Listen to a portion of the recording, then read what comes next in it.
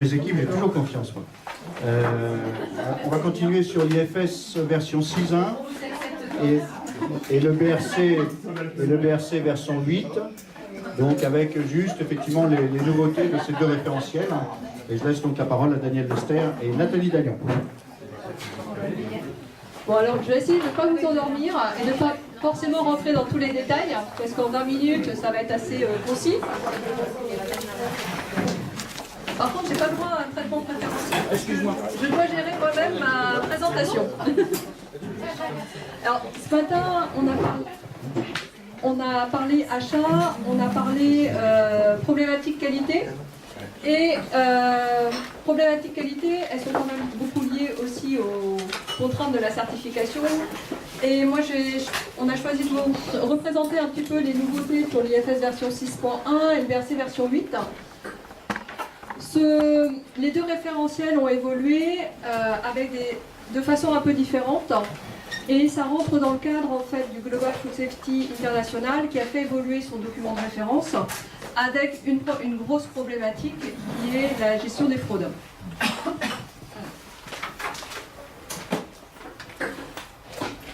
Sur l'IFS version 6.1, j'irai peut-être assez rapidement puisqu'en fait on en avait parlé l'année dernière. C'est rentré en application depuis le 1er juillet avec une période transitoire pour les entreprises puisque pendant un an, sauf si on découvre une fraude dans votre entreprise en audit, vous avez un an pour éviter la non-conformité majeure sur cette thématique. Les 3 points essentiels de la gestion des fraudes, et c'est pour ça aussi que le travail conjoint, c'est ce qu'on disait ce matin sur la partie travail conjoint achat-qualité, est important. C'est la notion d'évaluation documentée de la vulnérabilité à la fraude, puisque aujourd'hui c'est quand même une grosse problématique et ça fait partie des travaux qui sont en cours dans les services qualité, de savoir comment on gère l'évaluation du risque de fraude en prenant en compte à la fois les capacités qu'on a à s'approvisionner et les risques afférents à cet approvisionnement. Dans le rappel du contexte, sur les dernières opérations, Sunset, on est à peu près à une 50aine de réseaux de démantelés, donc on est sur des fraudes qui sont quand même très organisées et qui font appel quand même à des problématiques bien spécifiques. Donc, oui, ça bouge tout seul. Donc la première étape, c'est de se dire, j'achète un certain nombre de matières premières, c'est quoi mes risques par rapport à ces matières premières ? Et c'est quoi mes risques par rapport à mon système d'approvisionnement, par rapport à mes fournisseurs. Je dirais c'est la phase de constat. La deuxième phase, c'est qu'est-ce que je mets en place pour m'en prémunir. Alors, dans ce plan de prévention, on va retrouver aussi bien des parties stratégie d'achat, avec une meilleure connaissance de ses fournisseurs, et on va retrouver le plan de contrôle à réception. La troisième étape de ce plan, c'est la partie révision de ce plan.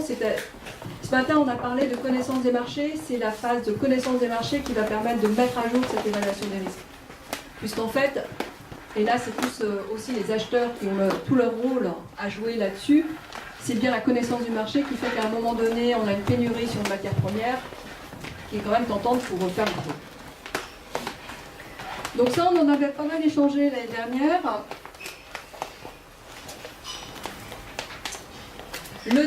Le point qui n'est pas un point qui pose forcément le plus de problèmes dans sa révision du aux entreprises, c'est la maîtrise des risques de contamination croisée liés aux allergènes. Avec des modifications qui précisent en fait qu'on doit maîtriser la partie contamination croisée, qu'on doit mettre en place les mesures de contrôle et qu'on doit les vérifier. Alors, si vous avez des questions, n'hésitez pas. L'autre référentiel, par contre, qui a pris un temps d'avance sur la révision, c'est le BRC version 8. Puisqu'en fait, ça fait quand même un petit moment qu'on attend l'IFS version 7, qui est dans les tuyaux. Le tuyau est long. Le tuyau est très long. Le tuyau est très long. Alors, avec... alors, je sais même pas, ils n'osent même plus trop communiquer sur les délais.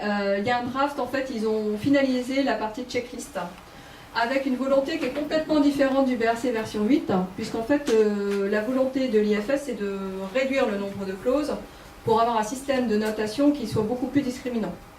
A l'inverse, sur le BRC version 8, on a je ne vais pas dire une explosion du nombre de clauses, mais on a un ajout quand même de nombre de clauses qui est assez conséquent. Alors pourquoi cette version 8, toujours avec la même problématique de se mettre en accord avec le GFSI. Ça, dans les axes pris sur le BRC, on a la notion de surveillance de l'environnement et de protection de la chaîne alimentaire, sécurité des produits. Les exigences en fait ont été renforcées dans la nouvelle version par rapport à l'ancienne. On retrouve les objectifs qui sont liés aux certifications reconnues par le GFSI, qui sont d'avoir la problématique de la reconnaissance mutuelle des certifications, avec la possibilité dans le BRC de pouvoir faire des modules additionnels qui sont spécifiques à des réseaux de distributeurs. Une des grosses nouveautés qui intervient aussi dans le cadre de l'IFS, c'est la volonté de ces référentiels d'aller vers le marché américain et donc de prendre en compte les spécificités qui sont issues de la réglementation américaine. Les 4 points qui interviennent un peu plus sur l'entreprise, c'est la démarche d'encourager le développement d'une culture et de la sécurité des produits. On y reviendra, mais ça passe notamment par la notion de compétences de personnes, de communication au sein de l'entreprise, qui est beaucoup plus mis en avant dans cette nouvelle version que sur l'ancienne. On a la création d'un chapitre particulier sur les zones de production à haut risque de précaution. Ce n'est pas forcément un renforcement des exigences, c'est plutôt de dire on facilite la lecture pour les entreprises, on extrait toutes les clauses qui étaient à droite et à gauche et on les met dans un seul chapitre. Donc c'est plus facile à lire. Le deuxième, un des axes aussi de travail sur cette révision du BRC version 8, c'est de prendre en compte les problèmes, les incidents, les rappels. Ça se retrouve notamment sur tout ce qui est partie gestion des emballages. C'est comme ça qu'on peut faire quand on analyse un peu, de façon un peu plus pointue les causes de retrait-rappel, c'est les allergènes qui ne sont pas présents sur les emballages. Les erreurs d'étiquetage au sein des entreprises ou les erreurs de formulation où on oublie un allergène sur le produit fini et on est obligé de rappeler les produits. Donc on a clairement sur cette partie-là un très gros renforcement des exigences avec la prise en compte de tous les équipements associés. Et on a un petit point, c'est le chapitre 9, qui revoit la portée de la norme. On met dans le référentiel les notions de produits achetés revendus par l'entreprise qui est certifiée pour la fabrication. Alors, la spécificité de cette version 8, il n'y a pas une grosse révolution. Il y a quelques nouveautés, mais par contre, c'est des modifications qui sont à lire avec beaucoup d'attention. Parce qu'en fait, on a pas mal d'ajouts à droite et à gauche, et du coup, ça nécessite pour les entreprises de vraiment les analyser point par point pour pouvoir être prêts, sachant que la version elle va être applicable à compter du 1er février. Dans les exemples, je ne vais pas tous les lire, mais audit interne, ils doivent être faits 4 fois dans l'année. Précédemment, c'était les guides qui étaient passés pour les auditeurs, c'était 3 fois par an. Sur l'air comprimé notamment, on rajoute des petits points sur le fait que ça doit être filtré au point d'utilisation. Donc pour les services qualité, les services maintenance, ça veut dire quand même revoir aussi tous les flux pour savoir où se trouvent les filtres. On a des ajouts aussi à droite à gauche sur le fait qu'on doit avoir tel ou tel document. On a des petits ajouts comme ça, du fait qu'il faut avoir des moyens pour se prémunir contre les oiseaux. Donc pas des grosses révolutions, mais des petites choses à droite à gauche qui nécessitent quand même un check particulier de la part des services qualité qui vont être en charge de le déployer. Les services achats sont épargnés alors? Non. Ah, bon. Non, mais enfin bon, on va être assez réaliste quand même. Celui qui s'assure de la lecture, j'ai pas pris le guideline qui définit tous les changements, mais il fait quand même quelque chose comme 200 pages. Donc ça veut dire quand même que les personnes qui sont au service qualité, là, ça nécessite quand même une lecture assez attentive et un plan d'action derrière, ce qui est à déployer sur moins de 6 mois et qui n'est pas si neutre que ça. Par contre, il y a des choses qui ont été rajoutées dans le référentiel, mais qui, pour moi, faisaient déjà partie des bonnes pratiques demandées par les auditeurs, comme par exemple les stylos utilisés dans les zones de produits nus doivent être contrôlés. Ils doivent être détectables. Or aujourd'hui, il y a quand même un certain nombre d'industries agroalimentaires qui sont équipées des fameux stylos bleus détectables. Donc ça, c'est des choses qui peuvent déjà être en place dans les entreprises. Après, encourager la culture de la sécurité par la communication. Il y a ça peut s'entendre à deux niveaux. Alors pour ceux qui travaillent déjà avec le marché anglo-saxon, certains distributeurs avaient déjà encouragé ou demandé à mettre en place un numéro d'appel pour faire ce qu'on appelle de la délation, entre guillemets, en cas où on avait un constat en fait, de mauvaise pratique dans l'entreprise. La notion d'alerte et la notion un devoir d'information et de pouvoir éventuellement aller jusqu'au distributeur.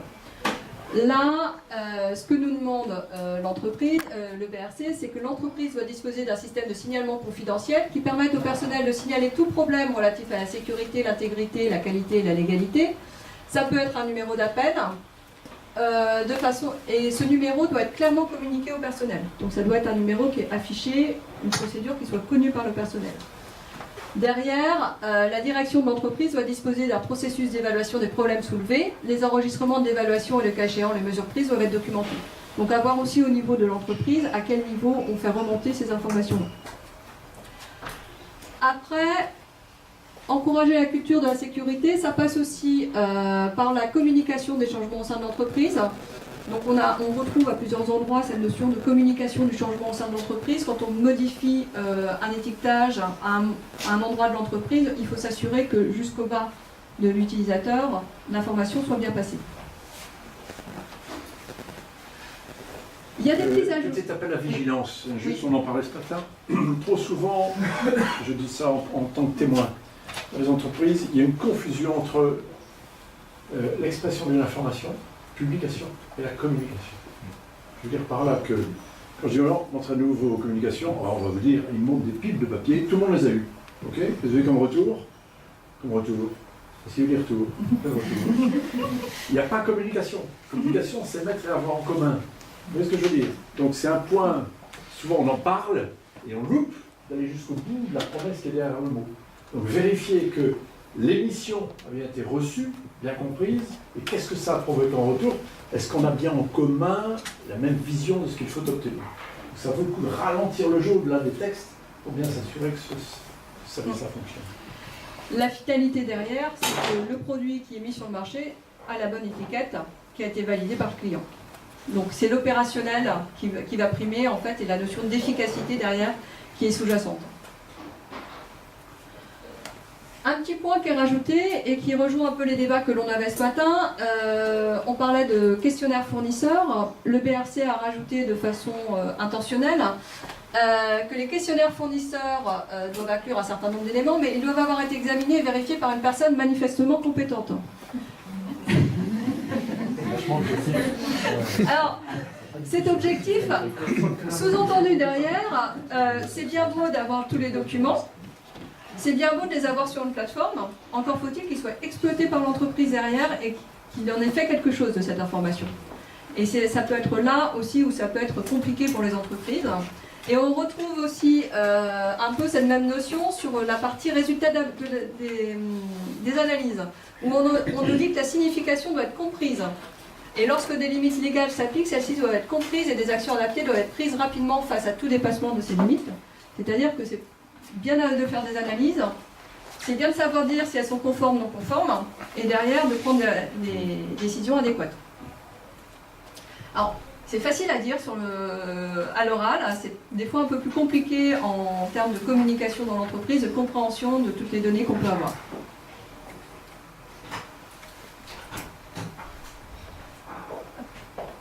Ensuite, il y a aussi la prise en compte des nouveaux systèmes d'information.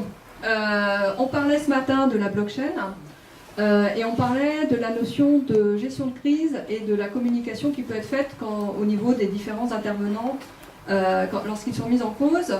Le BRC, en fait, dans la procédure de gestion de crise, a rajouté la prise en compte d'une défaillance ou une attaque des systèmes de cybersécurité. Tout ce qui est attaques qui ont eu lieu ces dernières années avec les systèmes de rançon pour débloquer les logiciels doit être pris en compte pour pouvoir limiter la casse, en fait. De façon plus terre-à-terre, c'est également l'intégration du fait qu'on doit protéger par un mot de passe les paramètres des équipements qui sont essentiels à la sécurité ou la légalité du produit. Les bonnes pratiques, on va dire, de gestion de la sécurisation des données informatiques dans l'entreprise. Alors, ça semble aller de soi, mais une fois que c'est écrit, c'est comment on le met en place concrètement dans l'entreprise. C'est les fameux, vous savez, les numéros de code pour rentrer dans les sites qui sont autour de la grille. On peut trouver quelquefois. Oui, mais ça veut dire aussi qu'un équipement à détecteur métaux, n'importe qui ne peut pas aller changer le seuil de détection, par exemple. Voilà. Par un code. Par un code. Et le code, on ne doit pas le trouver dans la procédure. Voilà. Ça... Ça veut dire qu'il y a des détails, on peut aller loin dans les détails. J'ai pris un truc énorme, mais il y a des trucs énormes. Bah, moi, je suis tombée il n'y a pas si longtemps que ça en audit, où en fait, alors, ils ne pouvaient pas enregistrer les modifications, mais les étiquettes qui étaient imprimées en interne, ils pouvaient supprimer un ingrédient, imprimer le truc, ne pas enregistrer la modification, mais l'erreur pouvait arriver. Donc on est vraiment dans la phase de sécurisation des informations. Après, tous ces ajouts en fait viennent de l'expérience et de l'analyse des retraits-rappels qui ont pu avoir lieu, hein, et des évolutions dans l'entreprise. Mais c'est vrai qu'en termes de mise en place dans l'entreprise, la nouvelle version nécessite quand même une bonne lecture.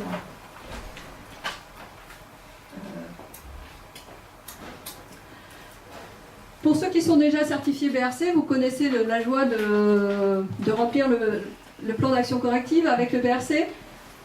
Donc, avec l'analyse de cause, les actions correctives associées, et ben là, vous devrez le mettre en place en fait aussi en interne, puisqu'on vous dit que le site doit disposer d'une procédure d'exécution de l'analyse des causes fondamentales, et ça doit être utilisé pour mettre en place des améliorations continues et empêcher la récurrence des non-conformités. Donc ça... C'est mieux formaliser tout ce qui est gestion de recherche de causes et d'actions correctives. Alors, on a des renforcements des exigences sur la sécurité du site et la petite défense. Alors, pour ceux qui sont déjà certifiés IFS, il n'y a pas non plus un écart énorme. Par contre, on reprécise bien la notion de menace intérieure et extérieure. Et dans la révision, on n'est pas sur une révision annuelle, on est sur une révision quand un nouveau risque survient. Notamment une nouvelle menace est médiatisée, identifiée, ou qu'il y a eu un incident relatif à la sécurité des produits. Donc on est pas mal sur de l'anticipation. Pour le sujet qui nous réunit aujourd'hui, sur la partie management des fournisseurs et matières premières, il y a un focus, alors il n'y a pas des grosses modifications, il y a plutôt des modifications dans la formulation. Par contre, dans l'évaluation documentée des risques pour les matières premières, on retrouve dans le BRC la notion d'emballage primaire et dans les messages aussi qui sont passés par rapport aux auditeurs IFS, la notion de risque associé aux emballages va devenir de plus en plus importante au niveau des entreprises. Comment on évalue les risques qui sont associés aux emballages et qu'est-ce qu'on met en place en face. Bon, on va retrouver les facteurs à prendre en compte, les mises à jour de cette évaluation des risques. Au niveau de l'approbation des fournisseurs, on reste un peu sur le même schéma que précédemment. On a un fournisseur certifié de FSI, donc IFS, BRC, FSCC 22000. On vous dit, attention, vérifiez bien que le produit que vous achetez à ce fournisseur-là est bien inclus dans le champ de certification. Donc ça nécessite pas seulement d'avoir le certificat, mais bien de s'assurer des exclusions. Vous utilisez un fournisseur qui n'est pas certifié du FSI et qui est critique pour votre entreprise. Vous devez aller l'auditer. L'audit doit inclure des aspects sécurité alimentaire, traçabilité, HACCP, BPF. Non, Nathalie, c'est pas vous devez l'auditer. Vous devez penser à mutuelle audit quand même. Alors ça va être mon élément suivant en fait. Hein. Avec un auditeur compétent et un rapport complet. C'est ce qu'on garantit effectivement. À la fois cette partie-là et à la fois la compétence et l'aspect complet du rapport. Et après, vous avez un fournisseur qui n'est pas certifié, qui est considéré comme un faible risque. Il faut que votre justification soit validée par rapport à l'évaluation du risque. Donc ça va, à mon avis, faire l'objet de pas mal de discussions en audit sur cette notion de qu'est-ce qu'un fournisseur non critique. Le questionnaire fournisseur et la vérification par une personne compétente.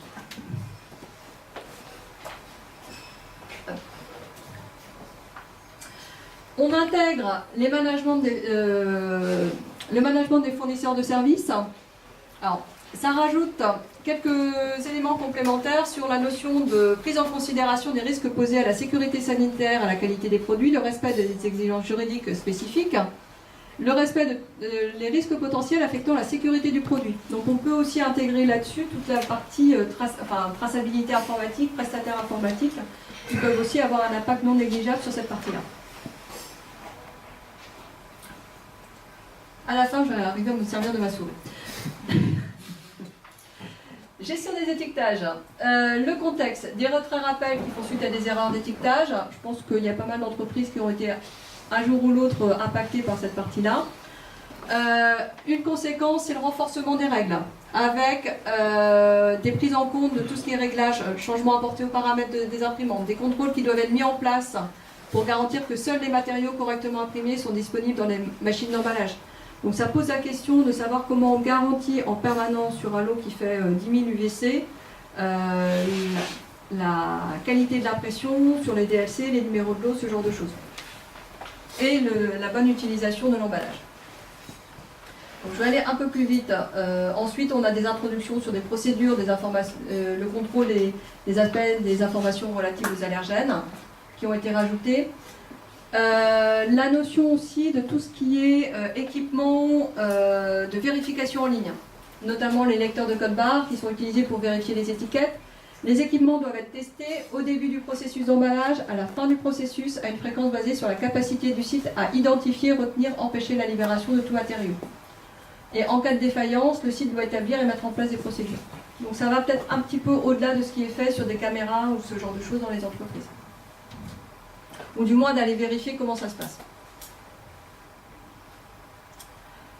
La gestion des emballages obsolètes. Comment on les consigne, comment on les détruit. Avec toujours l'approche un peu plus BRC que IFS sur le fait que les procédures doivent traiter les matériaux imprimés obsolètes, de se poser la question où on les stocke, comment on les fait détruire et comment on s'assure qu'ils sont bien détruits et pas réutilisés par ailleurs par d'autres. Sur cette notion-là, quand on fait la veille sur les fraudes, on peut avoir quelques surprises, pas seulement sur des emballages, mais sur des matières qu'on avait envoyées à la destruction, qui ont été rachetées par des tiers et qui ont été réétiquetées et remis sur le circuit. Alors, plutôt sur des produits à DLC courtes, qu'on réétiquette et avec le risque sanitaire que ça représente. Donc, ça vaut aussi le coup de se poser, même en dehors du BRC, la question comment on gère ces produits non conformes qui sont destinés à la destruction. Des renforcements des exigences sur lesquels je vais aller assez vite. Ça va peu impacter en France parce qu'on a déjà une réglementation sur la partie trieuse pondérale, contrôle des quantités.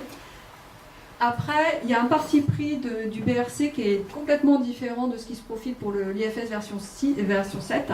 C'est qu'en fait, le BRC a pris le parti de mettre par écrit toutes les exigences qui étaient précédemment un peu, je dirais, du savoir-faire ou de la connaissance du marché anglo-saxon.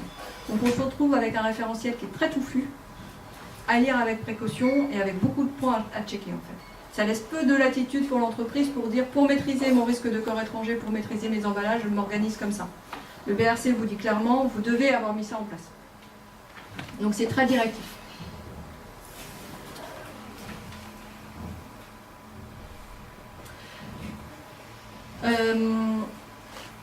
L'autre axe derrière, alors, qui est à lire plus vers le marché américain, mais qui trouve quand même écho par rapport à la crise de Lactalis, c'est la notion de contrôle environnemental de mesures préventives. On a toute une partie en fait liée au renforcement des exigences sur comment on nettoie, comment on gère les flux, mais surtout comment on prouve par rapport aux pathogènes que les mesures qui sont en place sont efficaces.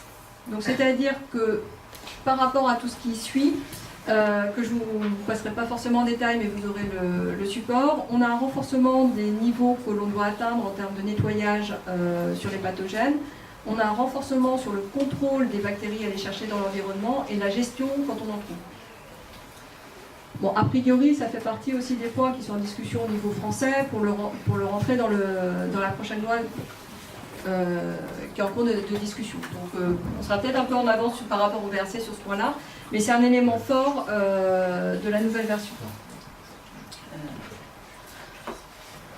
Donc toute la partie relative à l'introduction dans les zones à haut risque, les zones de précaution sont renforcées notamment sur la partie maintenance. Le traitement des déchets également doit être pris en compte.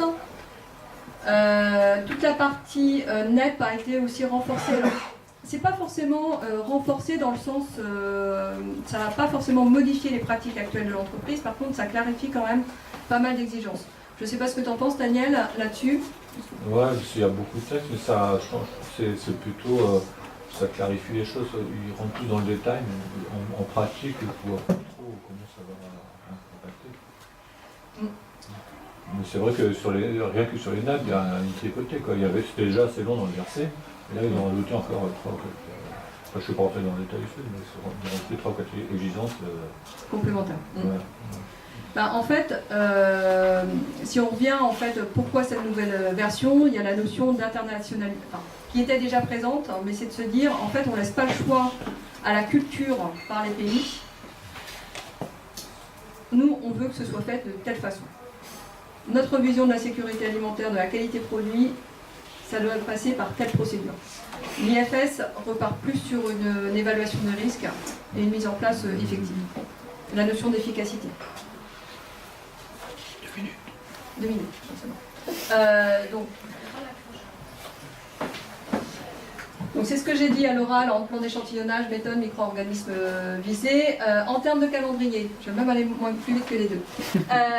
Sur l'IFS version 6, donc c'est applicable au 1er juillet 2018. Il y a une période de transition d'1 an qui a été accordée aux entreprises pour se mettre à niveau par rapport au majeur. Alors, ce qui ne veut pas dire que vous ayez la possibilité pendant 1 an de frauder.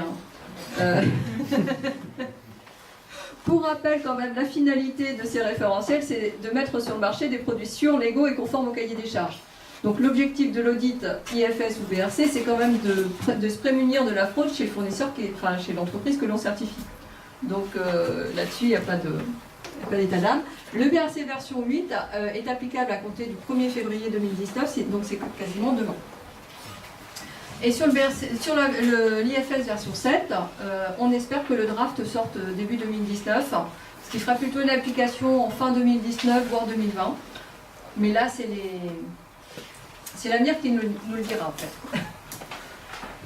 Voilà, si vous avez des questions, n'hésitez pas. Un petit truc à dire. Oui, vas-y. C'est plus sur la traduction, dans la traduction française. Donc, dans le BRC anglais, on emploie souvent le mot contrôle. Contrôle qui est maîtrise. Et dans la traduction française, contrôle est traduit contrôle. Donc contrôle, il ne faut pas l'interpréter comme surveillance, quoi. Il faut l'interpréter comme maîtrise. Et c'est pas neutre, quoi.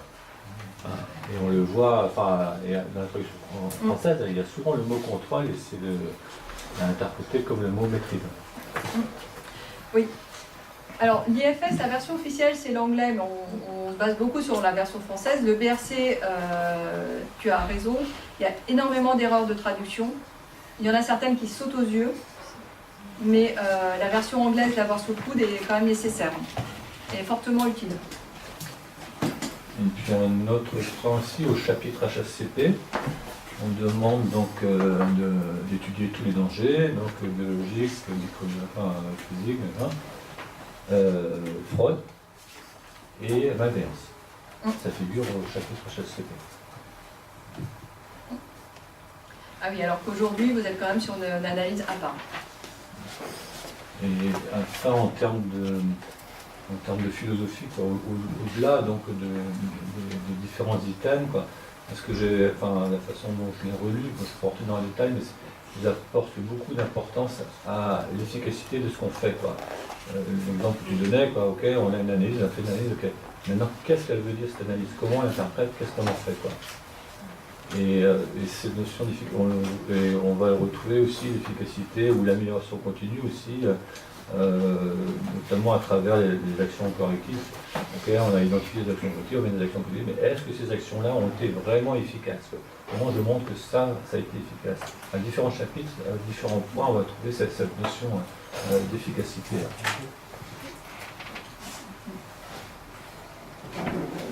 D'autres questions? On peut applaudir.